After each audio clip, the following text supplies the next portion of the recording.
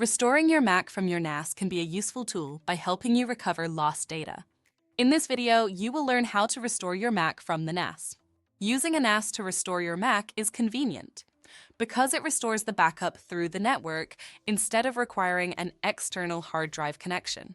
Multiple users can also concurrently have access to the NAS, making it efficient, especially for busy workplaces and restoring big backups. In the last video, we made the first backup, and this time we will show you how to restore your Mac from a previous Time Machine backup. First, for testing, we will delete the file test from the desktop. Then we can recover it from the Time Machine backup.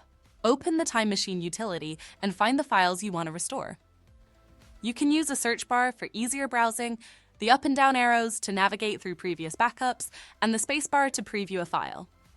You can also choose to restore your Mac to a previous state with Timeline to find a specific date or time. Then click Restore, or you can Control-click the file for other options. The file should now be restored to its original location. If you need to set up or recover a Mac, you can use a saved backup on your NAS to restore any Mac.